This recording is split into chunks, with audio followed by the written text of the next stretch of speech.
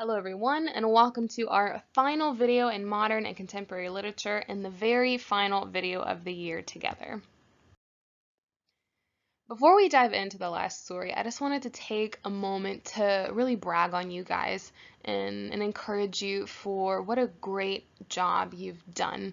It's been a really hard few months, 3 months to be exact, and I know that, and I just really appreciate how hard you guys have been working, how diligent you've been in turning things on time, and giving me your best, and to watching all of these videos and still staying engaged with the content.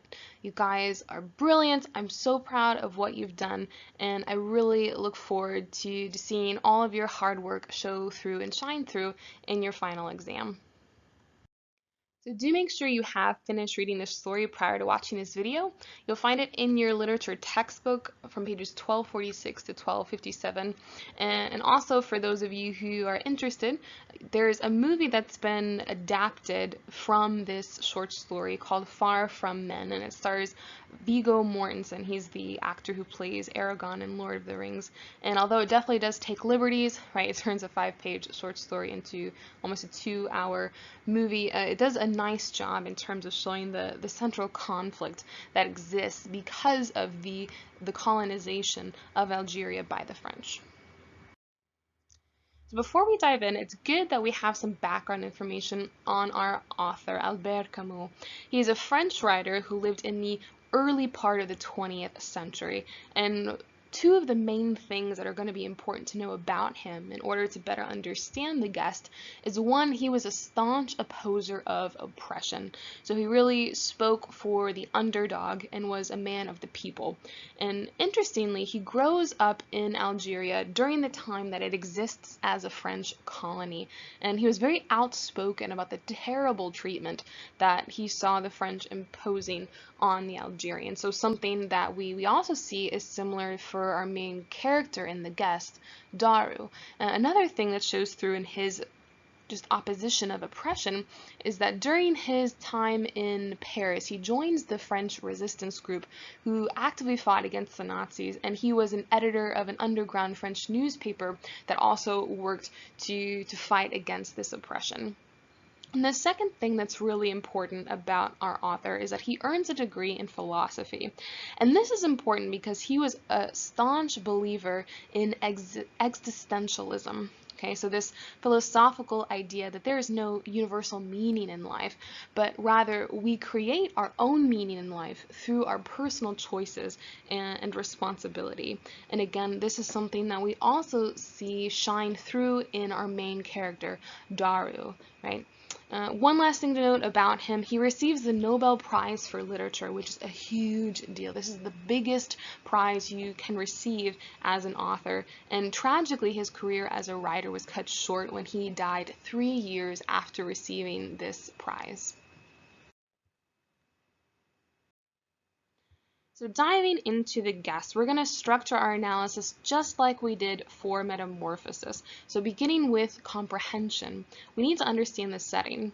And we see that the story takes place in Algeria, and particularly in a remote desert area where our main character works as a schoolmaster, meaning a teacher.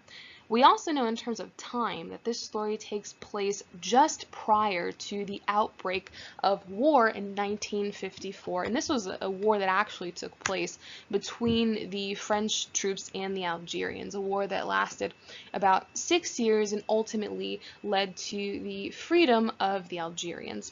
And additionally, we see that this story takes place in winter, and that's going to be particularly important because the environment and the way that the narrator describes the environment definitely adds to the tone of the short story. Looking then at characters, this story is brilliant in the fact that we only have 3 characters that we're dealing with, and really 2 that stick with us through the entire short story. And the first is Daru, and he is our protagonist and schoolmaster, and the story is told through his thoughts and his emotions. So just like Metamorphosis, we're still in third person limited.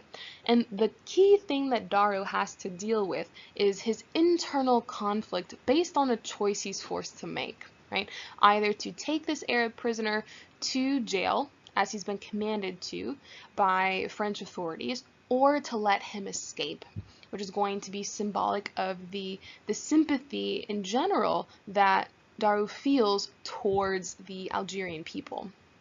The second character that we have is the Arab prisoner, and you should have noticed right away, because this is always key in stories, that he's never given a name, and he's never referred to by name. He's only referred to, one, by his nationality, and then two, by his status as a prisoner. And he is brought to Daru by Balducci, who we'll get to in a moment. But we also find out through the discussion of these two men that the Arab prisoner is a member of a local village, and that he's been imprisoned by the French, right? Not by his own people, but by the French, for killing his cousin in a dispute. And ultimately we see by the end of the story that, very strangely, he makes the choice to turn himself in. And then finally we come to Balducci, and he is the gendarme, or the police officer, and he's a friend to Daru. And he informs Daru that he's been ordered to take this Arab prisoner to the police station. And essentially Daru then has no choice in terms of rather refusing this. As a French citizen, he would have been responsible for following through on these orders, even more so because of the looming presence of war in the story. But ultimately we see that a rift occurs between Daru and Balducci, in a sense when Daru sort of criticizes him for his role in all of this, and also at the same time distances himself from any sort of symbol of the French, including Balducci himself. Moving then to our analysis, so we're looking at making inferences. Okay, the same thing that we did when we read Faust. So we're looking at the dialogue and the narration and seeing what main things can I infer or understand from the story. And the first focus in terms of our inference making is the environment. So literally looking at nature, but also the tense political environment that exists. And the first thing we're going to look at is the fact that the nature of the environment around Daru is very harsh, lonely, and isolated. And remember, we're still talking about modern literature, so one of the central characteristics of this is the focus on anxiety and alienation. So one quote from the story says this: "Thick snow was falling amidst unbroken darkness, with little gusts of wind that rattled the double door of the classroom." So automatically, we see that this is an unwelcoming environment that Daru lives in, right? There's thick snow, so you know that it's hard to move about outside, so he's pretty trapped. And this idea of unbroken darkness, so a very dark environment that he lives in with very little sun. In fact, sun is mentioned very little in the story, and when it is mentioned, it's mentioned as a source of pain, as it causes drought and famine for the people. And the second quote we're going to look at for environment is, "Besides, he had enough to resist a siege, for the little room was cluttered with bags of wheat that the administration left as a stock to distribute to those of his pupils whose families had suffered from the drought." And so here we see that this environment is not just difficult for Daru, but also difficult for the locals who live there as well. And you also read through the story that because of this harsh winter weather, even his students are prevented from coming to school, and that the French administration is forced to give out these bags of wheat as a way to sustain the people in the surrounding area, because the environment has destroyed everything. But interestingly, we see that Daru is strangely comfortable with the environment that he's in. So in this sense that he is alienated and isolated from those around him, he actually enjoys this, right? And he says, "This is the way the region was, cruel to live in, even without men, who didn't help matters either. But Daru had been born here. Everywhere else he felt exiled." And so this is a key example of how we see Daru self-isolating and doing that in terms of emotional isolation as well, right? It's strange that he feels oddly at home in this environment where it's very hard to survive, and you and I definitely could admit that we probably wouldn't feel comfortable there either. But at the beginning of the story, Daru really has this sense of thriving in this harsh environment. Another thing we notice in terms of environment, going back to that political discussion, is the contextual significance of colonization. What do I mean? So context is what the story is set in, where it's set in. And we understand that the French have been colonizing this area, and we see it shine through in the story as well. On the blackboard, the 4 rivers of France, drawn with 4 different colored chalks, had been flowing toward their estuaries for the past 3 days. So this is just referencing that for the past 3 days, the students haven't been able to come to school. But we see, what do they learn? They're not learning about their own history, but rather the history and the geography of their occupiers, right? So this subtle hint that French presence is always there and that it dominates this society. Okay, but the orders exist and they concern you too. Things are brewing, it appears. There is talk of a forthcoming revolt. We are mobilized in a way. And so immediately we see this distinction between we and them, right? This us and them mentality that is in part what creates the environment for war and for conflict. And so from the very beginning, this is a quote from Balducci, we see hints that tension is coming to a head, meaning that not just the fact that the villagers are upset that the French have taken this prisoner from their midst whom they were protecting, but also they're upset with the French presence in general. And we need to remember that's significant because right when this story is occurring, we're on the cusp of the actual war that takes place in Algeria. And this is also significant in the fact that it says from the very beginning the conflict that is going to exist in the story between the Arabs and the French. And we see also in terms of environment that the world that Daru is living in thrusts him into this conflict really without any say-so from him. He has no control over this. Every bit of this disgusts me, and first of all your fellow here. But I won't hand him over. Fight, yes, if I have to, but not that. And so here we see that Daru greatly resents being placed in this conflict, meaning having to make a choice of turning in the Arab prisoner or letting him go. Because really, there's no good choice to make. If he turns him in, he's essentially going against what he values, right? He doesn't think that this occupation is a good thing. But if he doesn't, right, as a French citizen, he's meant to follow orders. So he would be disobeying the country where he comes from in terms of his nationality. But also we see that the nature of the world that he lives in, right, this absurd world where he's thrust into this decision and he's forced to make sides, is a reflection of what we talked about in the metamorphosis with Gregor. And now he lives in this absurd world where you're not always able to have control over your mind and your body. And in the same way, Daru is unable to have control over the choices that he makes. Turning then now away from environment to Daru himself, we're going to look at inferences we can make about him as a character. And the first thing you should have noticed is that Daru feels great sympathy for his students, who are the Algerians. And we see that in the way that he talks about them. Actually, they had all been victims because they were all poor. But it would be hard to forget that poverty, that army of ragged ghosts wandering in the sunlight. And so we see how the harsh environment impacts the locals as well, right? They're very poor, they are prone to starvation and malnutrition, and we also see that Daru pities them, and he worries about their welfare. Additionally, we also see that Daru is satisfied with his life in Algeria and as a schoolmaster. Right? Again, he's very comfortable and content in his position. In contrast with such poverty, he who lived almost like a monk in his remote schoolhouse felt like a lord. So even though Daru doesn't have much, he's content with what he has.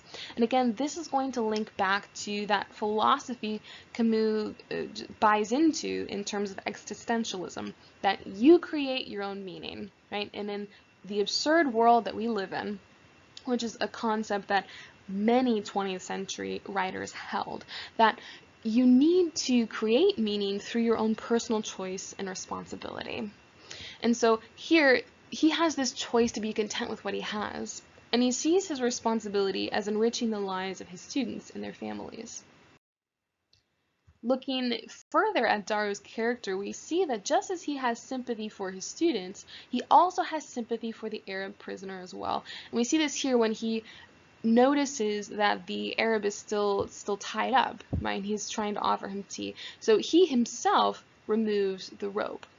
And we also see that he goes really above and beyond in terms of making the Arab prisoner feel welcome. Right? Remember, Balducci hasn't commanded him to take care of him.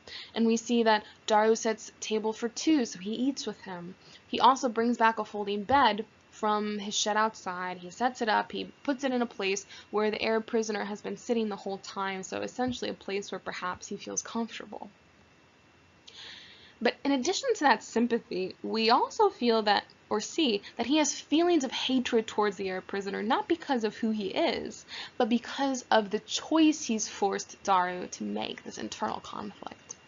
The narration tells us, Daru felt a sudden wrath against the man, against all men with their rotten spite, their tireless hates, their bloodlust.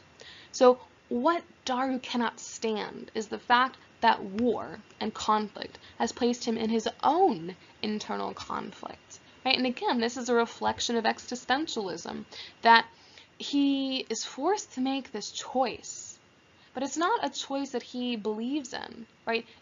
Two awful choices that he is forced to now make.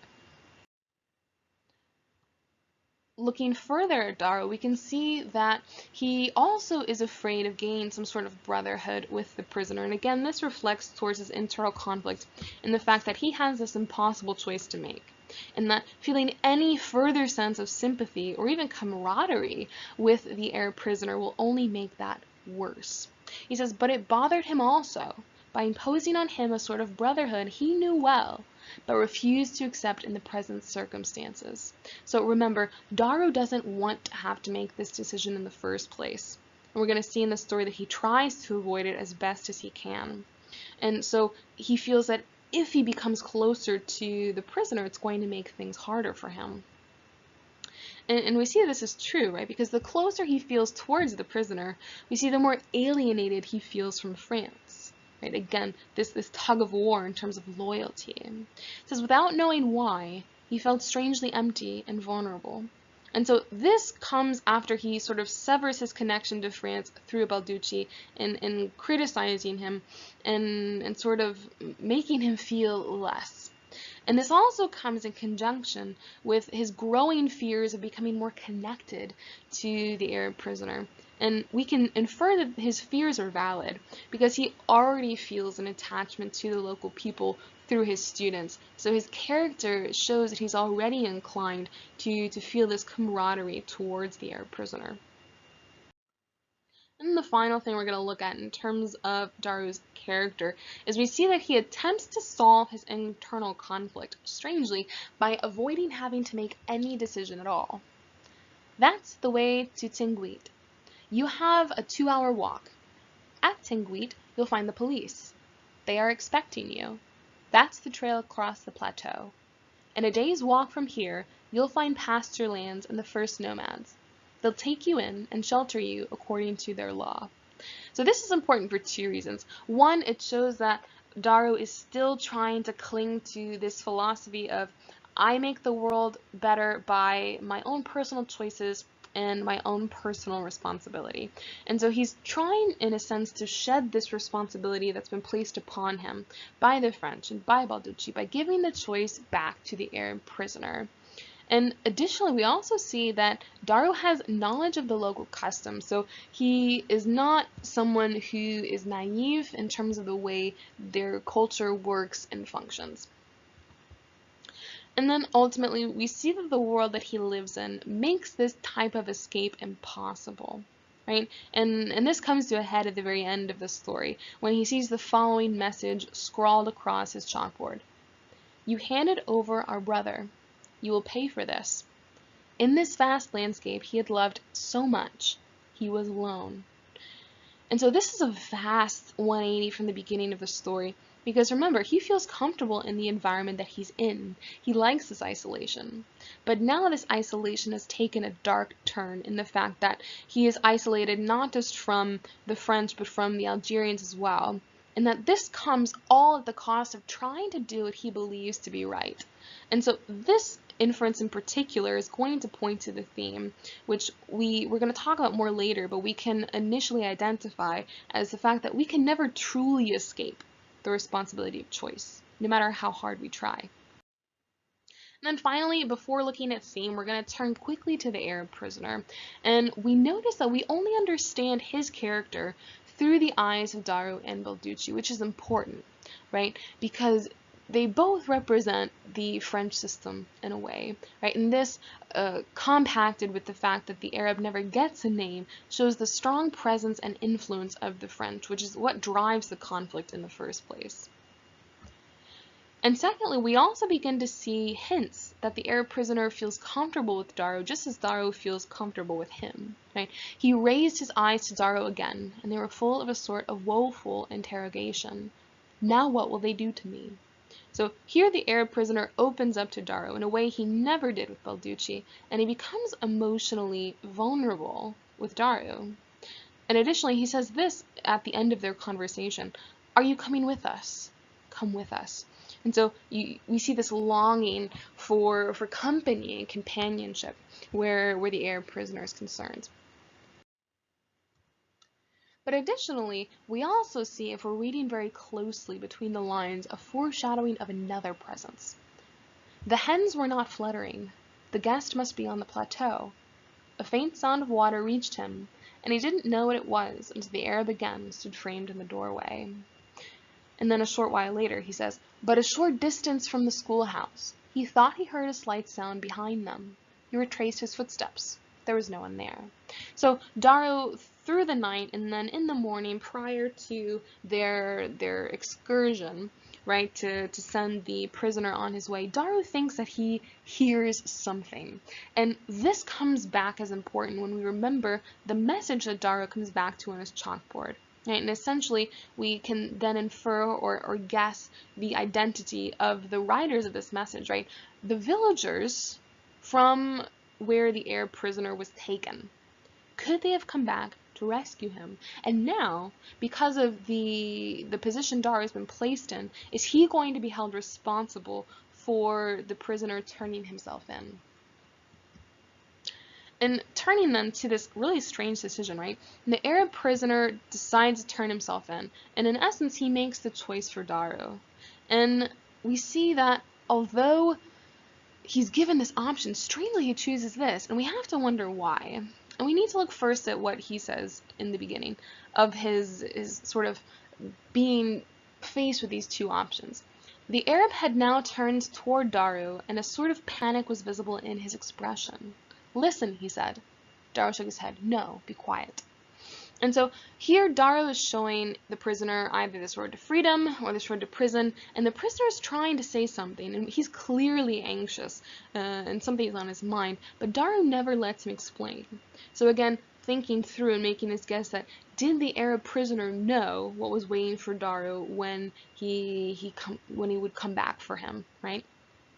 And then again, in the slight haze, Daru, with heavy heart, made out the Arab walking slowly on the road to prison. And so here we see the Arab decides to turn himself in. So either because he's been moved by Daru's show of compassion, right, and he wants at least Daru not to get in trouble with the French authorities, but also maybe, right, he's accepted his fate, because who takes him and arrests him from the village in the first place? The French, right? So maybe he fears that this will just happen again. But ultimately we know that Daru is the one who faces these consequences. And now finally we turn to identifying the theme. And so here we see three main sort of topics in terms of theme. And the first is environment, and how the environment shapes Daru in the conflict he finds himself in, right? He would be in no conflict at all if not for the French occupation of Algeria. The second thing we see is Daru's intense desire to escape choice, and that this is, in essence, his desire to escape responsibility as well. And then finally, we see that the resolution of the conflict reveals Daru's attempts to escape are futile. Right? So even though he tries to avoid choice and therefore responsibility, choice and responsibility, right, hold him accountable anyway. And understanding that, we can come to at least two key themes of the guest. And the first has to do with that environment of alienation and isolation. And we could word it like this: trying to do the right thing in a conflict between large forces can be thankless and futile. So Darrow's decision to essentially not make a choice leaves him isolated from both parties, right? So he feels very much alone from the French, and he is now being threatened by the Algerians. And this also shows that this existentialism that he holds on to proves to be futile, because this personal choice doesn't lead to any sort of meaning because of the environment he lives in. And then the second theme we can pick up on in terms of choice revolves around this idea that modernist authors held of the implications of an absurd world. And that is that an individual's life can be greatly altered by forces beyond their control. Right? I think we can really resonate with this one, right? We see this in the fact that Darrow is caught in a conflict that is not by any means of his own making. Right, then he is simply caught in this conflict created by the French and their colonization of Algeria. But in the midst of this, he's forced to make a choice that he doesn't want to make. And that even though Darrow tries to remain neutral, right, by giving the choice off to someone else, the nature of the absurd world he lives in is that ultimately that's impossible. And even if he chooses to make someone else hold the brunt of responsibility for a choice, he still has to bear the consequences of that. That is it in terms of information for the final exam. So speaking of which, I just want to give you some sort of an idea of how it breaks down. So the exam layout is going to be made up of 3 parts. 1 multiple choice with 10 questions, 1 true and false with 5 questions, and 1 short answer with 4 questions. You'll see underneath here I've told you exactly what type of information to expect. So in terms of multiple choice, I'll be asking you questions about characteristics of the genre we studied. So for example, I'm going to ask you about characteristics of Romanticism, realism, and modernist literature. That's it. And then in true and false, I'll ask you historical questions. So thinking about the context of those different movements that we talked about. So for example, true or false, the following countries saw the emergence of Romanticism in their literature: England, France, and Germany. Everyone should immediately be able to tell me true. Okay, this is going to be the level of difficulty of the questions. And then finally, for those short answers, you'll have 4 in total, 1 per text included on the exam.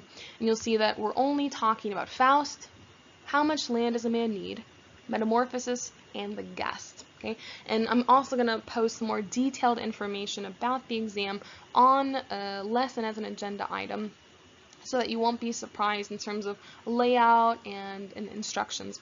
And here I'll give you in terms of what you need to focus on for those short answer questions. So for example, you can most definitely expect to have to write about theme when it comes to Metamorphosis and The Guest. Okay? And then finally, for those who would like to, I am going to include an extra credit question on Dante's Inferno. Okay, so you can choose not to answer it. It won't affect your grade in the slightest, but if you do have that knowledge and you would like to gain some extra points on the exam, that will be a question I'll include for you. Okay? Thanks again for sticking with me through DLP. Honestly, I don't want anyone to worry about the exam. If you've been focusing, you've been watching the videos, taking notes, and doing assignments, you are going to crush the test. Okay? As always, throughout your study period, I'll be available by email if you have any questions or if you need to talk through some things in terms of the exam. Okay? Good luck and happy studying.